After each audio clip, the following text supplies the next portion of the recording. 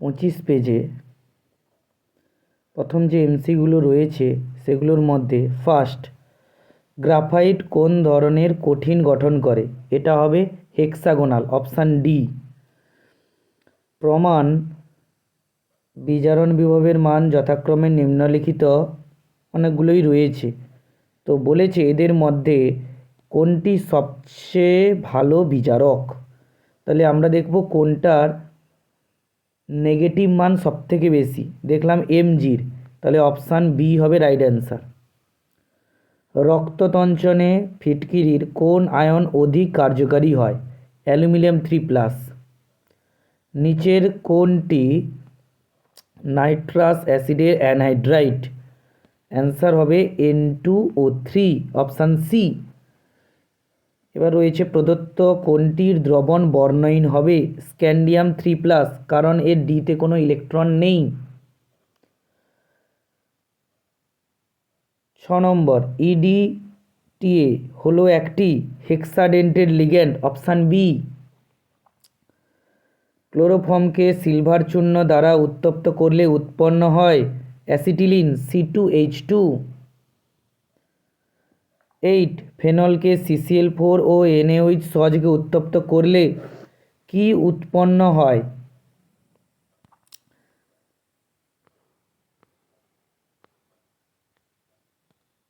Sodium salicylate. Disodium salicylate হলে ঠিক হতো, যেহেতু অপশানে সোডিয়াম স্যালিসাইলেট রয়েছে ওটাই অপশান হবে ঠিক। 9 নম্বর, ক্লিমেনসন বিজারণ বিক্রিয়ায় প্রয়োজনীয় বিকারকটি হল? অপশান বি Z10Hg ও HCl। তারপরে রয়েছে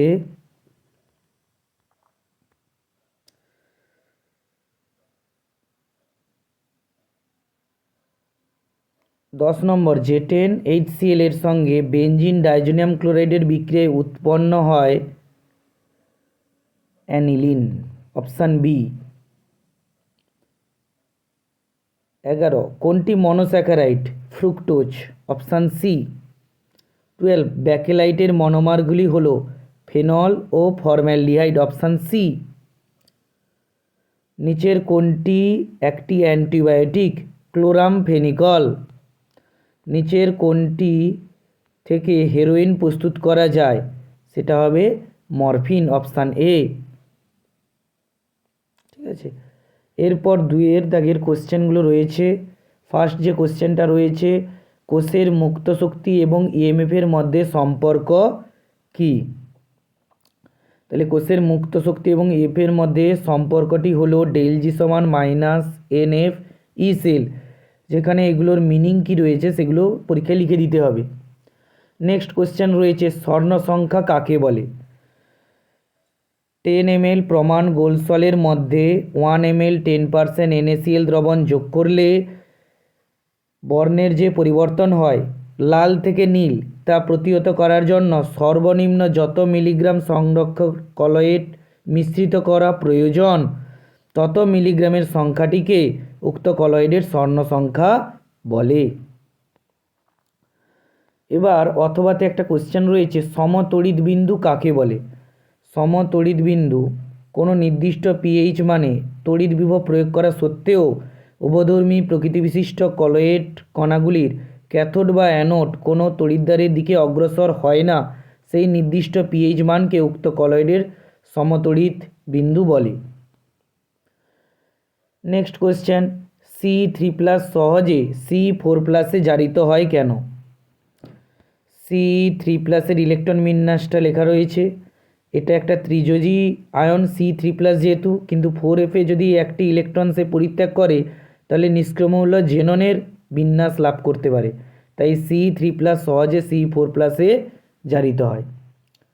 তারপরে অথবাতে একটা কোশ্চেন রয়েছে যে বিক্রিয়াটি সম্পূর্ণ করো TiCl4 + H2O, তো বিক্রিয়াটি লিখে দিয়েছি দেখো। নেক্সট কোশ্চেন, একটি সাবানের উদাহরণ দিয়ে তার ধ্রুবীয় এবং অধ্রুবীয় অংশ চিহ্নিতকরণ করো। ঠিক আছে, তাহলে একটি সাবানের উদাহরণ দিয়েছি আমরা সোডিয়াম স্টিয়ারেট, তার অধ্রুবীয় অংশ নন পোলার পার্ট, এটা হচ্ছে পোলার পার্ট। ঠিক আছে, নেক্সট কোশ্চেন আমরা যাব।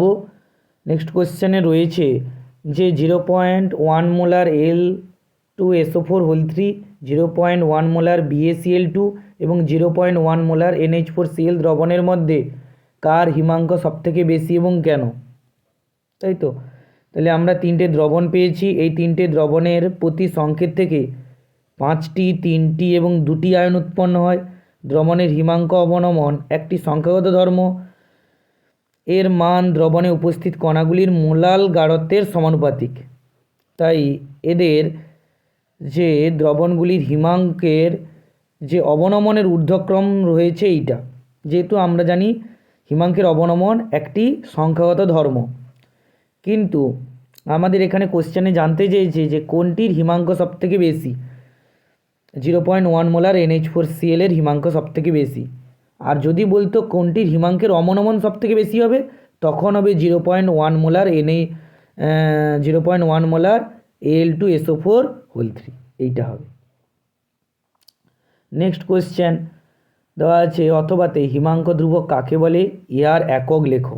হিমাঙ্ক ধ্রুবকের সংজ্ঞাতে যেটা রয়েছে যে 1000 গ্রাম কোনো বিশুদ্ধ দ্রাবকে 1 মোল পরিমাণ কোনো অনুদ্বায়ী ও তড়িৎ অবিশ্লেষ্য কঠিন দ্রাবক দ্রবীভূত করলে উৎপন্ন দ্রবণের যে পরিমাণ হিমাঙ্কের অবনমন ঘটে তাকে উক্ত দ্রাবকের হিমাঙ্ক ধ্রুবক বা এটাকে আমরা কেএফও বলি।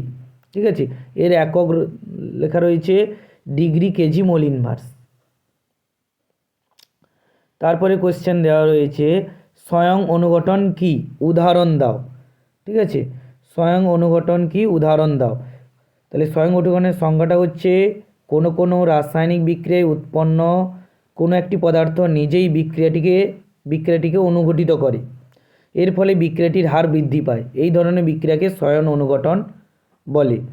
উদাহরণ, ইথাইল অ্যাসিটেটের আর্দ্র বিশ্লেষণে উৎপন্ন অ্যাসিটিক অ্যাসিড বিক্রিয়াটিকে ত্বরান্বিত করে। ঠিক আছে, বিক্রিয়াটা দেওয়া হলো। নেক্সট কোশ্চেন দিয়েছে H3PO2, H3PO3 এবং H3PO4 অণুর প্রতিটিতে 3টি করে হাইড্রোজেন পরমাণু থাকলেও এদের ক্ষারকীয়তা ভিন্ন ভিন্ন কেন? ঠিক আছে, তাহলে আমাদের H3PO2, H3PO3, H3PO4 এদের ক্ষারকীয়তা ভিন্ন, কারণ এদের যে কেন্দ্রীয় পি পরমাণুগুলো রয়েছে তাদের জারণ সংখ্যা আলাদা আলাদা, +1, +3 ও +5।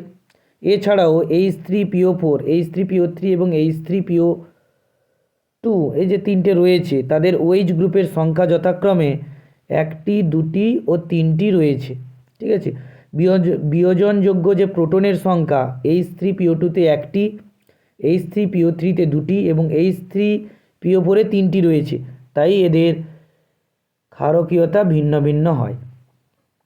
ঠিক আছে, এর পরের কোশ্চেনটা ভুল রয়েছে, N2O ক্ষারকীয় কিন্তু জেটেনো অবধর্মী কেন? জেটেনো অবধর্মী, ঠিক আছে।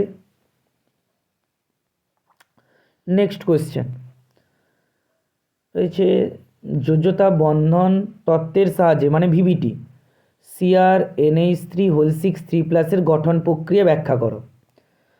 তাহলে CrNH3 6 3+, এখানে ক্রোমিয়াম 3d3, তাহলে ডিতে 2টো, এসে 1টা, পিতে 3টা, D2sp3 সংকরায়ন। তাহলে D2sp3 সংকরায়ন হলে তাহলে 6টি সমতুল্য D2sp3 সংকর কক্ষক রয়েছে। Cr3+ আয়নে যখন লিগ্যান্ডগুলো মানে 6টি অ্যামোনিয়া যখন প্রবেশ করবে তখন তারা জোটবদ্ধ হয়ে D2sp3 অরবিটালে প্রবেশ করবে। এর জন্য এর যে সংকরায়ন প্রকৃতি হবে D2sp3 এবং আকৃতি হবে অষ্টদোলকীয়, কিন্তু এটা ইনার অরবিটাল কমপ্লেক্স। অথবা কোশ্চেন রয়েছে CONH3 4Cl2